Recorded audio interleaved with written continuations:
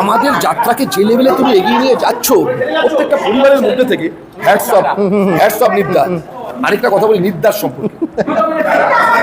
নিপলদা এমনই একজন মানুষ যে মানুষটা না একটু খুব চামি, মানে কিরকম এমনভাবে কাউকে ইন্টারভিউ নেয় বা ইন্টারভিউ নেওয়ার জন্য ইন্সপায়ার করে, সেটা কিন্তু অনেক বেশি। কারণ যে একটা বিমর্ষ কিছু জানে না, ওদের ইন্টারভিউ দিতে পারেনি বা জানেই না ইন্টারভিউটা কি, নিদ্দা এসে এমন তাকে একটা বুস্টাপ করবে, সেই বুস্টাপটা যেন মনে হয় তার ভেতর থেকে আমি একটা কথা বলবো, মানে যেন এখন আমি বলছি, আমি বেশি কথা বলতে চাই না, নিদ্দা বলে এই তো আমার হিরো এসছে। এই যে মানে কি বলবো, এনকারেজিং, এই যে উৎসাহিত নিদ্দার জন্য দর্শক বন্ধুদের বলবো আপনারা নিদ্দার প্রত্যেকটা পেজ ফলো করুন। এটা আমরা মজা করছি, আমরা যেটা বিয়ে বাড়ির অনুষ্ঠান। আমি বলি বড্ড আমার প্রশংসা হয়েছে। এই যাত্রা শিল্পীরা, এই যাত্রা শিল্পীদের গুণ ঘন্টার পর ঘন্টা এই একটা পালাকে টেনে নিয়ে যাওয়া, আমরা তার নখের যোগ্য নই।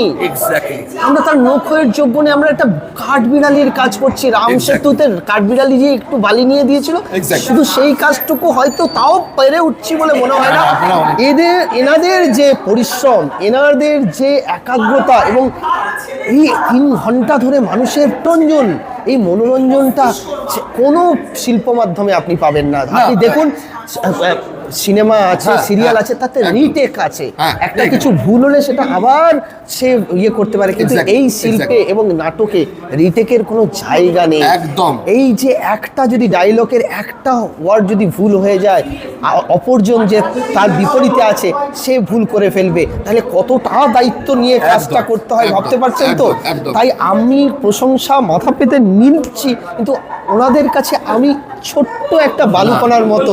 আমি সেই ইয়েটা মাধ্যমটা আপনাদের সঙ্গে এনাদেরকে যুক্ত করার যে কাজটুকু, সেটা যদি করে যেতে পারি তাতেই আমি খুব আনন্দ পাবো, খুব ভালো লাগবে। আপনারা পাশে থাকুন এই বেঙ্গল স্কুপ এবং গোটা যাত্রা পরিবারের, এই যাত্রা পরিবারের পাশে থাকুন। বেঙ্গল স্কুপ তার একটা মাধ্যম মাত্র, আমাদেরকে যদি আপনারা গ্রহণ করেন আমরা মাথা পেতে সেইটুকু নেব। আর এই পরিবার এবং এই মানুষগুলোর পাশে অবশ্যই থাকুন। মাঠে ঘাটে ঘন্টার পর ঘন্টা যারা আপনাদের বিনোদনের দায়িত্ব নিয়েছে, আর এই বিনোদন চারটিখানি বিনোদন নয়, এই বিনোদন করার পেছনে যে কত পরিশ্রম আছে এবং কত রিহার্সাল মহলা, এই মহলার যদি দেখেন গলা ফেটে যায় এক এক সময়। এক একটা যাত্রা শিল্পীর দেখেছি কত কষ্টের সময়, কত না খাওয়া দাওয়া করে দিনের পর দিন, গ্রামের পর গ্রাম, একের পর এক অনুষ্ঠান করে চলেছে।